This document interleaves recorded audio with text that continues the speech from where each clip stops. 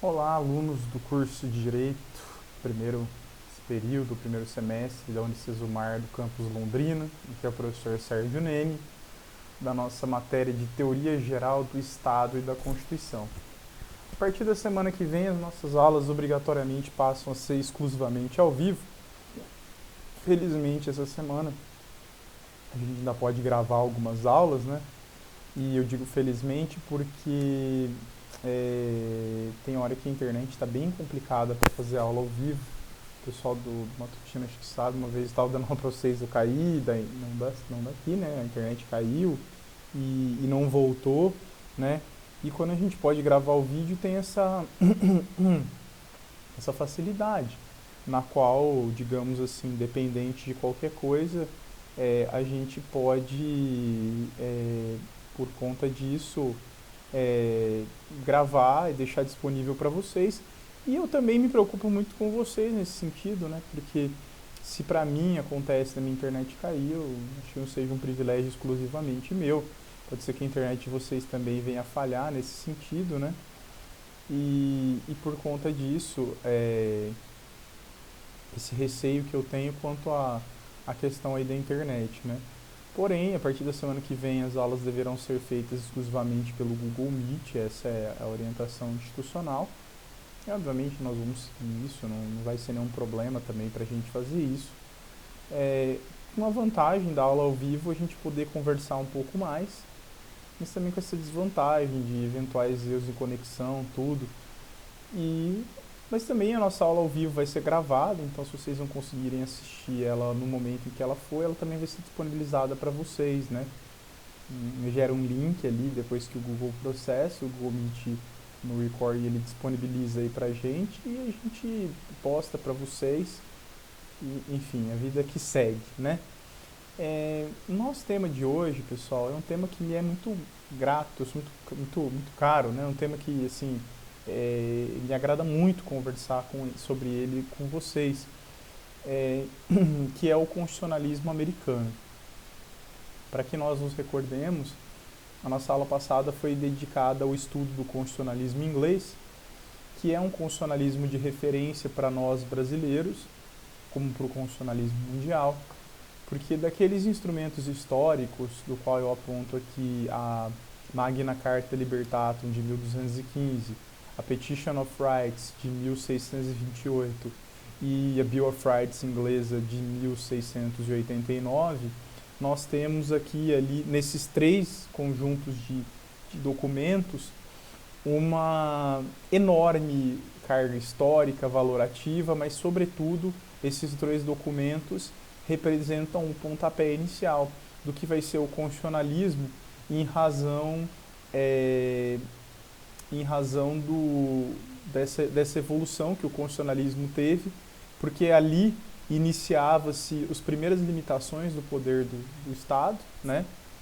E o reconhecimento de direitos dos cidadãos, né? Como eu fui muito enfático ao dizer com todos e volto a insistir, as principais funções que uma Constituição tem são sempre duas: estruturar a organização do Estado, né? Então a organização do Estado é uma das primeiras funções que toda a Constituição tem, e segunda, e tão importante quanto, assegurar direitos e garantias individuais. Porque a estrutura do Estado organizada, a gente estudou isso até em teoria do Estado, ela vem desde lá, de muito antes de Roma. E a estrutura do Estado veio evoluindo muito com o passar do tempo. Mas além de estruturar um Estado de forma organizada, é tão importante quanto, né? É tão importante quanto haver também, né, uma reconhecimento de direitos e garantias individuais. As constituições hoje todas dos países democráticos, dos países que se dizem democráticos, né, possuem nas suas constituições essas duas características, tanto a estruturação de um Estado, né, quanto também, quanto também é, esse reconhecimento de direitos e garantias fundamentais. E a partir disso, o constitucionalismo inglês se torna uma referência para nós na medida em que ele vai ser o primeiro sistema constitucional, digamos assim, apesar de não usarem esse termo na época, a limitar os poderes do Estado com fins de assegurar direitos e garantias individuais. inicialmente apenas para uma pequena casta, né? No caso da Petition of Rights, da Magna Carta, que aplicava-se exclusivamente a um conjunto daqueles que eram tidos como nobres na Inglaterra, né? Os lords, mas com o reconhecimento pela assinatura, né, do Guilherme III, São Guilherme de Orange e sua esposa Maria de Stuart, da Bill of Rights, né, no ano de 1689, aqueles direitos eles passam a ser dotados dentro do regime britânico de uma universalidade, ou seja, qualquer cidadão passa a ter aqueles direitos assegurados, pouco importando se ele é pertencente, digamos, àquela casta, entre aspas, superior dos nobres, ou se ele é um cidadão como outro qualquer, né? E esse vai ser o pontapé inicial, né, do constitucionalismo. Agora, nada mais providencial ao se falar de constitucionalismo, nada mais, digamos, justo do que citar o constitucionalismo americano. Afinal de contas, foram eles que cunharam uma série de expressões, que criaram uma série de institutos e de que estruturaram um primeiro modelo do que serão os estados modernos, né? Então, por exemplo, o termo Constituição é a criação deles. A criação de institutos como o federalismo e o presidencialismo é obra deles, né? Um modelo de Estado criado por eles vai se tornar referência ao mundo, muito ao Brasil. Quando nós usarmos as constituições brasileiras, que é um tema muito agradável também de conversar, e tratarmos, né, da primeira Constituição Republicana Brasileira, a Constituição de 1891, eu vou falar para vocês de que ela foi muito, né, absurdamente inspirada na Constituição Americana, razão pela qual ela nos legou, né, essa Constituição de 1891, uma série de disposições que nós temos até hoje, e por consequência a gente pode dizer então que esse legado na verdade nos foi dado de uma certa forma pelos constituintes americanos, né? Ou seja, traduzindo tudo isso, se alguns direitos hoje aparecem na Constituição brasileira, e muito também se deve ao trabalho dos constituintes americanos, né? E para começar, né, a gente precisa estudar um pouco os antecedentes, porque assim, acho que ninguém aqui é ingênuo a ponto de imaginar que uma galera se sentou lá e falou, vamos escrever uma Constituição aqui e pronto. O motivo disso ter ocorrido, ou os motivos que levaram, né, as 13 colônias a se unirem como um único Estado e elas precisarem dessa Constituição, tem raízes muito mais antigas do que simplesmente o ato da assinatura da Constituição Americana, que se deu propriamente a sua assinatura em 1789, né, a assinatura da Constituição Americana. Mas, então por isso, para entender um pouco os motivos que levaram essa Constituição a nascer e para conhecer um pouco das características do constitucionalismo americano, nós temos que remontar um pouco a história até da criação do Estado americano, né? Porque, afinal de contas, uma das funções primordiais do Estado, da Constituição é organizar um Estado. E se ela ganha esse nome, Constituição, ela é justamente por causa disso. Porque ela é uma carta, um documento que cria, que constitui, que dá o nascimento a um Estado, né? Então, como a gente pode dizer assim, que o Estado brasileiro, quando você tem a sua primeira Constituição, não vou dizer que ele não existia antes, mas o que simbolicamente está se dizendo é que ali nasce um novo Estado com um novo paradigma constitucional, que está constituindo, né, que está concebendo, que está criando um novo Estado. É a concepção de um novo Estado, né?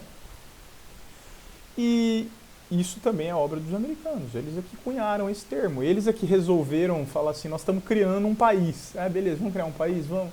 E como é que a gente vai chamar esse documento aí, né? Essa certidão de nascimento de um país? A gente está criando um país, nós estamos constituindo uma nação. Então tem que ser chamado Constituição.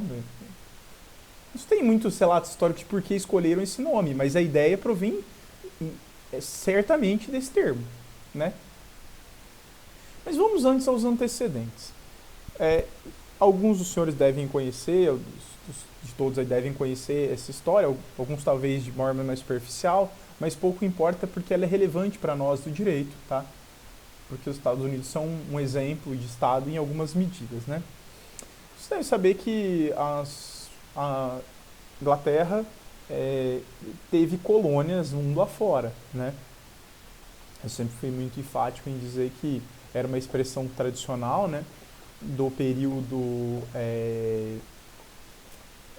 da Inglaterra do século XIX, né? Do período vitoriano, do reinado da rainha Vitória, de que o sol nunca se punha no Império Britânico. Ele nunca se punha no Império Britânico, porque o Império Britânico tinha colônias desde o extremo Oriente até o Oriente Médio, né, a África e as Américas.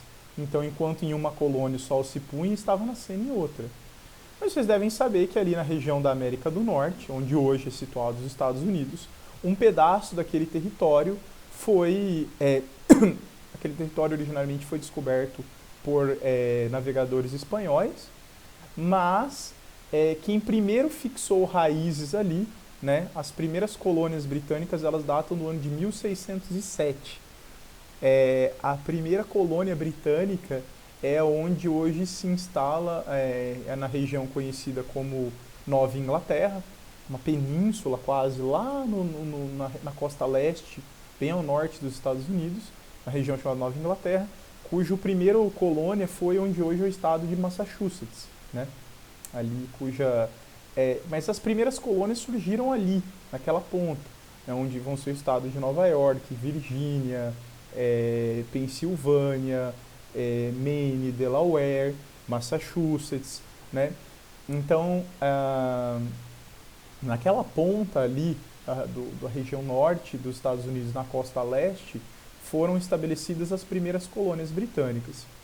Por que essas colônias eram independentes? Porque o regime de colonização britânico, ele fazia o seguinte: a Inglaterra, quando tinha uma colônia, ela permitia que colonos se abrigassem lá, ou seja, que algum inglês imigrante ou de outros países também fosse morar lá e montassem governos locais.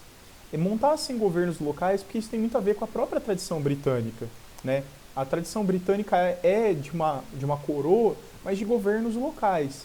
E essa característica vai ser muito importante para os Estados Unidos, porque isso vai ser um dos motivos pelos quais eles vão ser um federalismo, né?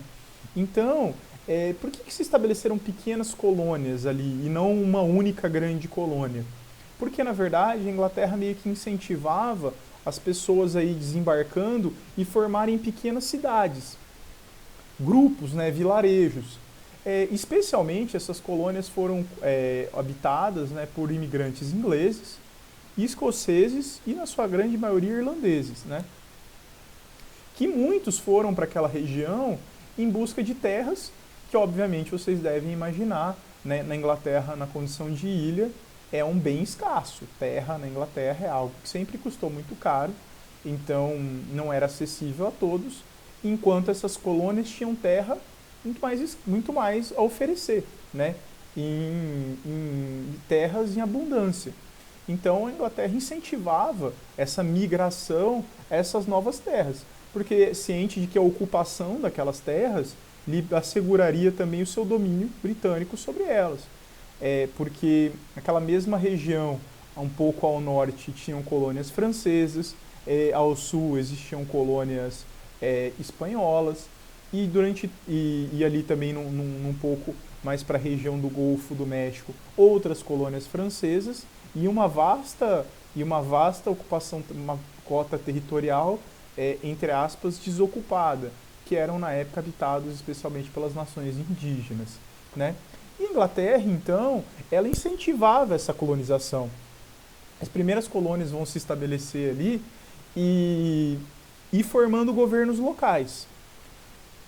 Ao total, vocês devem conhecer esse número, elas eram, no período pré-independência, num total de 13 colônias independentes. 13 colônias independentes porque cada um tinha o seu governo local, sendo que cada uma dessas colônias submetia-se exclusivamente ao governo britânico diretamente. não havia hierarquia entre elas. Porém, como vocês devem imaginar, e se vocês conhecem a história do Brasil, não é algo muito diferente, nesse período de colonização, a vida das colônias não era uma coisa, digamos, das melhores, porque a vida nas colônias impunha uma série de limitações a elas, né? Primeiro, tributos, né? As colônias, a produção das colônias era muito tributada, e esse vai ser um dos motes, né, da Revolução Americana, né? E elas eram muito tributadas.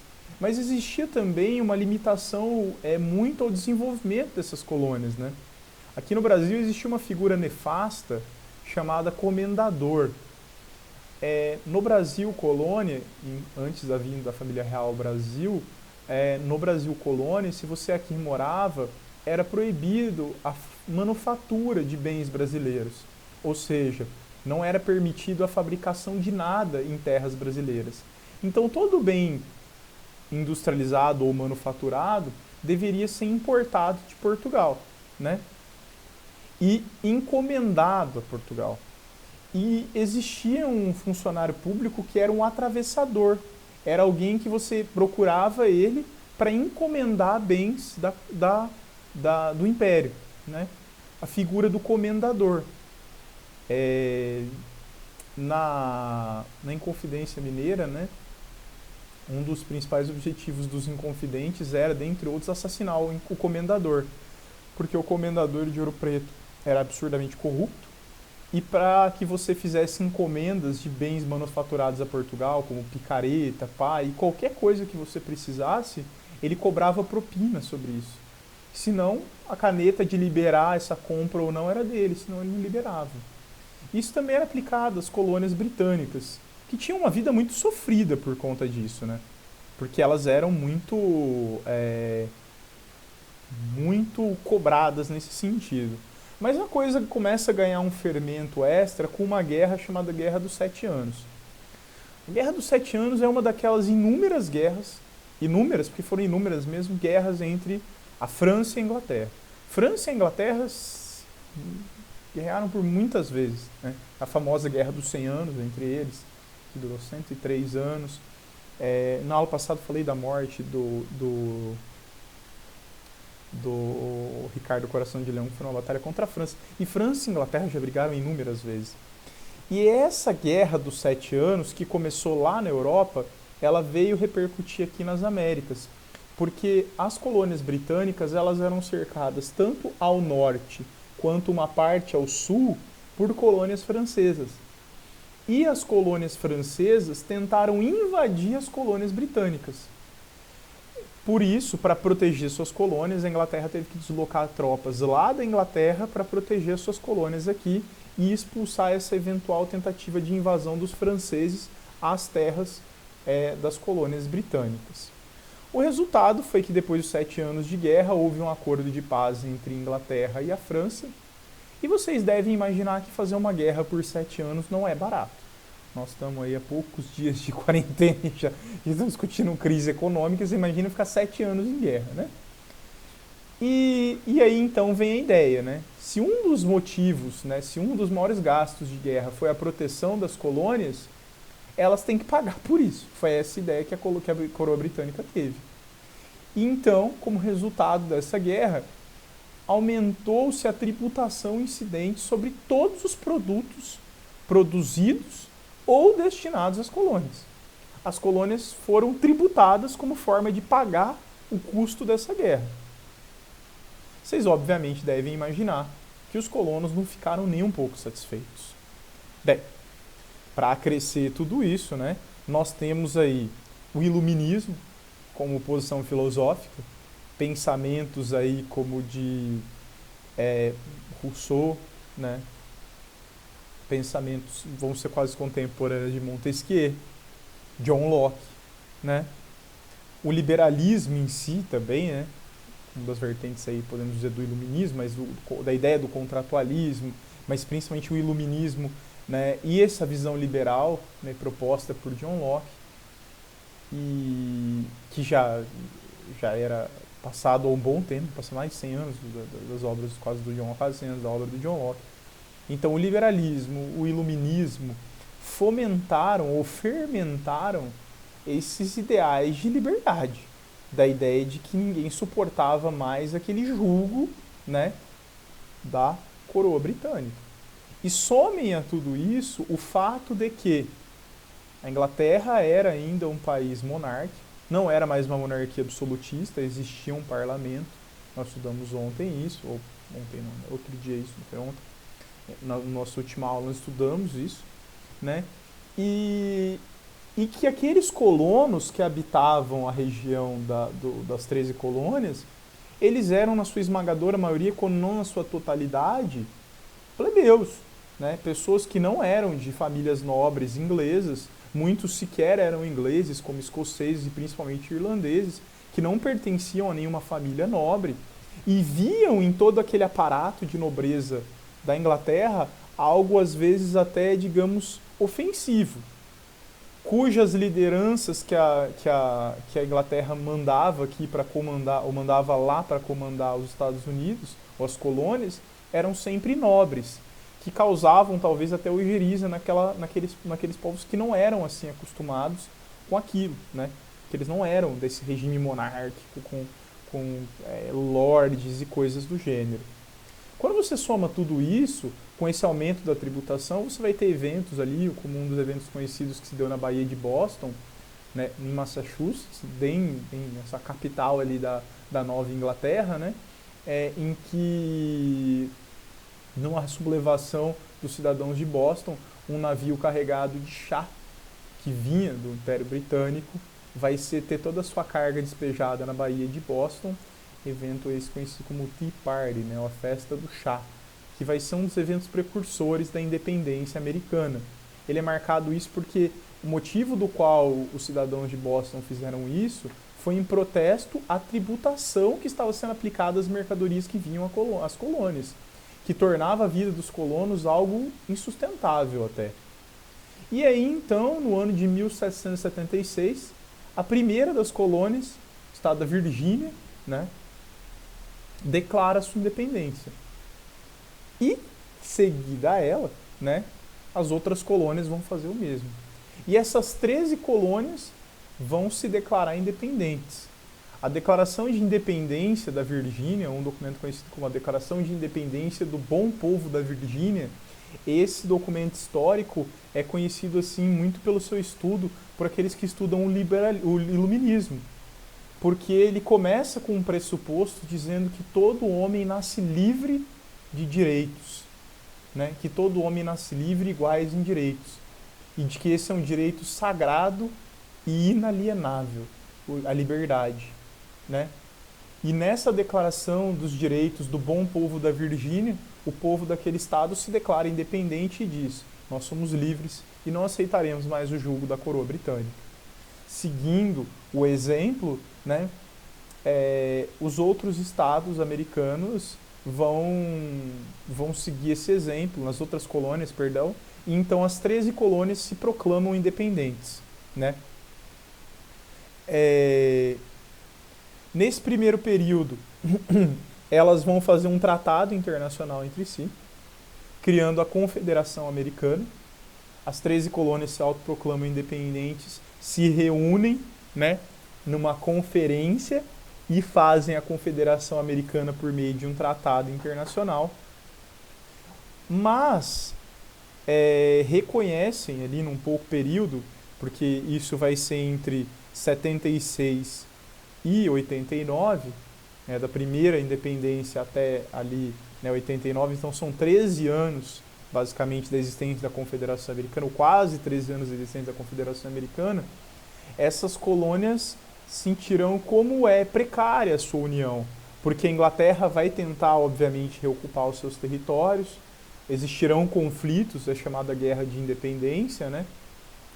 Existirão conflitos nesses períodos aí para tentar manter a Federação Americana, a Confederação Americana unida, e o resultado que impôs inclusive a vitória nessa guerra, né, às 13 colônias, vai ser um tratado de paz com a Inglaterra, mas que mostrava a precariedade que essas 13 colônias tinham separadamente. Porque, afinal de contas, elas eram cercadas ao norte e, de uma certa forma, ao oeste pela França, também ao sul pela Espanha. Haviam interesses ali em ilhas do Caribe e da Holanda, e, sobretudo, a grande ameaça da retomada da própria Inglaterra. Então, 3 ou 4 grandes potências viam naquelas 13 colônias uma presa fácil. Da inteligência e da propriedade ali de homens muito importantes, né? Como Benjamin Franklin, George Washington, ver-se-á ali a necessidade de unificação, né? E esses, né, pensadores, que eram, na verdade, líderes políticos e militares, George Washington, que vai ser o primeiro presidente americano, ele foi, antes de mais nada, um general que conduziu as tropas americanas no combate contra a Inglaterra, venceu, participou da criação da Constituição Americana e, ao final do seu período, entrega o mandato como presidente e renuncia ao seu cargo de general, sobre o pretexto de não ser tentado pela ameaça, né, de ser um ditador desse novo país que se iniciava. Mas da mente dessas pessoas, que são conhecidas na teoria do direito americano como Foundation Fathers, os pais fundadores americanos, que eram, sem sombra de dúvida, influenciados pelo iluminismo, vem a ideia de unificação e da criação de um único país, que, unido, poderia fazer frente às potências europeias. Então, em 1789, se reúne a primeira conferência, a primeira convenção da da Filadélfia, perdão, né? E eles vão nessa conferência da Filadélfia, na primeira conferência da Filadélfia, debater e criar a Constituição Americana. A Constituição Americana, unificando as 13 colônias em um único estado e reunindo elas numa carta de criação de um país. E é muito importante essa carta porque ela foi a primeira Constituição escrita do mundo e ela traz características muito importantes. Primeiro, a criação de um Estado federado, conferindo autonomia às 13 colônias, né? Apesar de unidas, cada uma delas seria autônoma. A União, como ente federado, tem pequenas competências legislativas e todas as demais pertencem às colônias, que agora eram Estados-membros, Estados federados. A regulação, então, dos direitos pertence aos Estados, exceto uma pequena lista que vocês podem ver nos primeiros artigos da Constituição Americana, que pertencem à União, exceto algumas pequenas coisas cuja regulamentação pertence à União, todos os demais são de competência dos Estados. Por isso que cada Estado lá tem suas regras de trânsito, tem Código Penal, Código de Processo, tem lei, um monte de lei, cada Estado tem o seu. Porque deixou-se boa parte dessas atribuições aos Estados.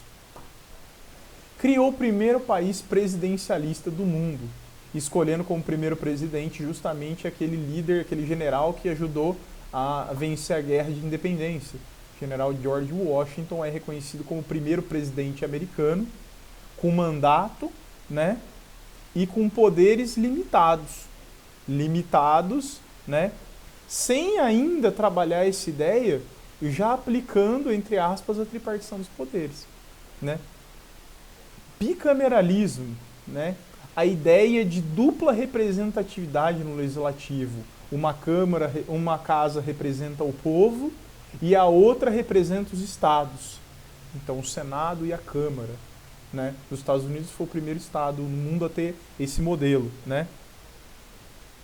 Apesar de não usar, né, apesar de não usar esse termo tripartição dos poderes, na prática, sim, porque acabou construindo uma tripartição prática, com um poder judiciário que passou a ser autônomo, e aí cada estado regulamentava do seu jeito, mas inicialmente, como em maioria dos estados até hoje, com juízes eleitos, com representantes da Casa Legislativa eleitos e com o chefe do Executivo eleito. Ou seja, todo mundo é eleito. Um princípio democrático muito importante. É claro que eles não tinham uma democracia como nós compreendemos hoje, porque nem todo mundo ia votar lá. E originariamente, na verdade, a Constituição americana originariamente previa praticamente muito poucos direitos fundamentais. Falava em liberdade, falava no direito de propriedade e falava que o Estado não pode intervir na vida das pessoas, sendo cada cidadão livre para procurar, para perseguir a sua felicidade. Cada cidadão era livre nos limites da lei para perseguir, pursue your happiness, perseguir a sua felicidade. Cada um é livre para fazer o que quiser se a lei não proibir. Basicamente é isso que é essa cláusula, né? Mas então só tinha 3 cláusulas. Falava da liberdade do ser humano como um todo, o direito de propriedade e da liberdade perante a lei. Né? E esse primeiro aqui que falava da liberdade também falava que todos eram iguais perante a lei, porque eles eram, sem sombra de dúvida, no Estado republicano. No Estado republicano, como são até hoje. A república mais antiga do mundo e é onde toda a doutrina, não toda, né, mas muito da doutrina que se tem sobre o que é um modelo republicano de Estado nos Estados Unidos. Né? Por isso é um modelo muito interessante de ser estudado. Mas é curioso que, como a Constituição originariamente quase não previa direitos fundamentais, isso gerou conflito. Sim, isso gerou um conflito. Por quê? Porque aconteceu mais ou menos o seguinte. Se elas eram 13 colônias, elas eram colônias britânicas. E como eu disse para vocês no nosso último estudo, né, por serem colônias britânicas, vigorava o direito inglês. Dentre os quais uma carta muito importante, a Bill of Rights inglesa, que assegurava uma série de direitos que comentei com vocês no nosso último encontro. E aí, então, o que vai intrigar alguns cidadãos americanos, né, é que, digamos assim, poxa, mas quando eu era cidadão de uma colônia britânica, eu tinha um monte de direitos. E agora esses caras me aparecem com uma Constituição aí que não tem direito nenhum. Olha aí, cadê habeas corpus, cadê ir e vir, cadê juiz natural, cadê due process of law, cadê todos aqueles direitos que tem lá na Bill of Rights inglesa, né? Cadê uma previsão clara de direitos de igualdade? Cadê a previsão clara de direitos de liberdade, né? Juiz natural, cadê todas aquelas coisas? Porque quando nós éramos cidadãos das colônias britânicas, nós tínhamos esses direitos assegurados pela Bill of Rights, né, assinada em 1689. E nós aqui, 100 anos depois, fizemos uma Constituição bonita, criamos um país novo, legal, bacana, uma bandeirinha nova aí, mas eu quero saber dos meus direitos. E os parlamentares que participaram da primeira conferência da Filadélfia, ao retornar às suas bases, são questionados pelo povo. Onde estão os nossos direitos? E essa crise vai fazer com que seja convocada uma segunda convenção da Filadélfia, no ano de 1791. Essa segunda convenção da Filadélfia vai servir para a aprovação de 10 emendas à Constituição americana. Mas emendas não no sentido de alterar a redação, mas no sentido de acrescer à Constituição mais 10 emendas, né? O conjunto dessas 10 emendas que foram aprovadas no ano de 1791 é chamada de Bill of Rights americana. Por que Bill of Rights americana? Porque era a mesma ideia da Bill of Rights inglesa, né? Essas 10 primeiras emendas da Constituição americana compõem o núcleo duro dos direitos fundamentais nos Estados Unidos até hoje. E por isso essas 10 primeiras emendas são chamadas de Bill of Rights americana, né? Essas 10 primeiras emendas foram aprovadas numa leva só, no ano de 1791, na segunda convenção da Filadélfia, né?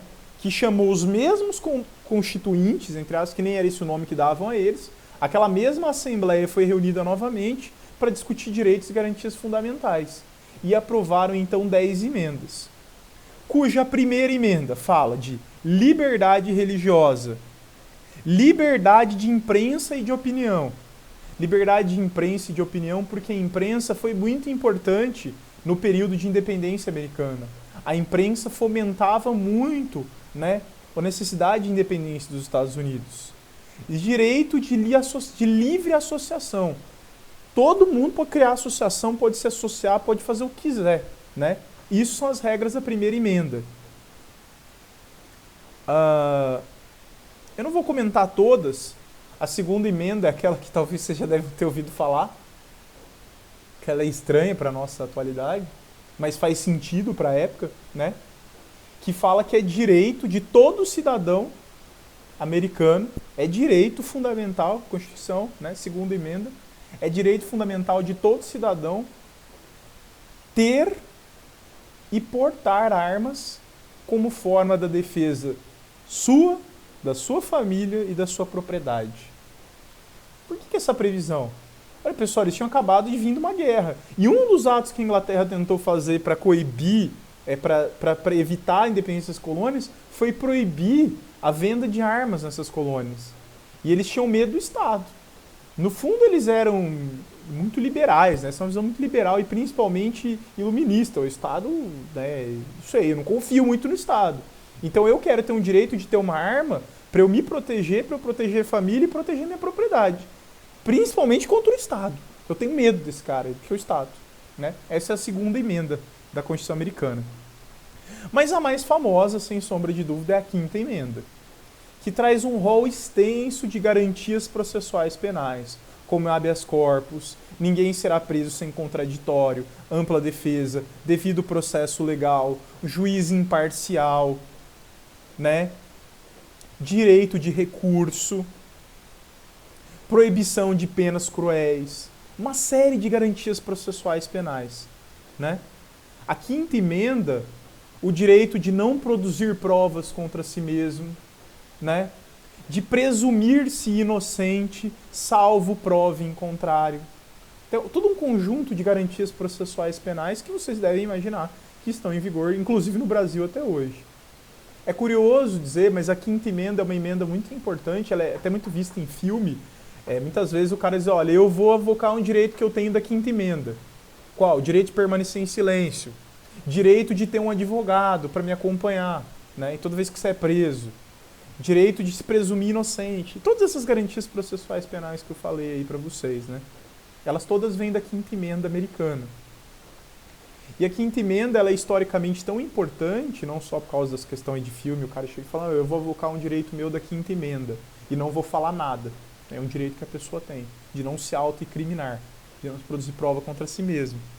Mas a quinta emenda é tão importante que, historicamente, que dizem até, não há confirmação, mas é um fato muito repetido na história do direito constitucional brasileiro, que até hoje, né, no Brasil, o nosso principal artigo que trata de direitos e garantias fundamentais é o artigo 5º da Constituição brasileira.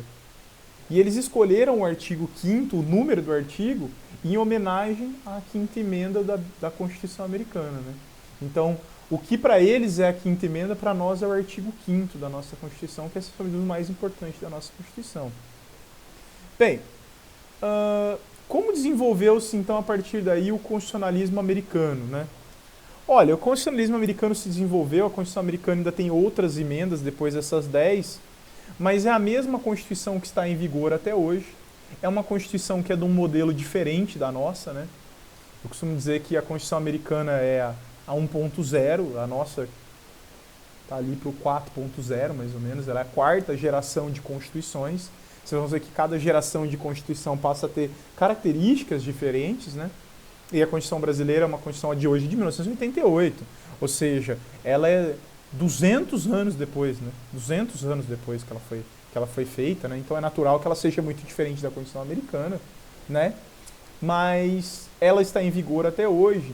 E eu me recordo de uma aula que eu tive sobre direito constitucional numa universidade americana, em que o professor que dava aula de direito constitucional, ele foi muito claro em dizer o seguinte, olha, para quem estuda o direito constitucional americano, a Constituição americana não é só os seus 17 artigos e as suas 19 emendas.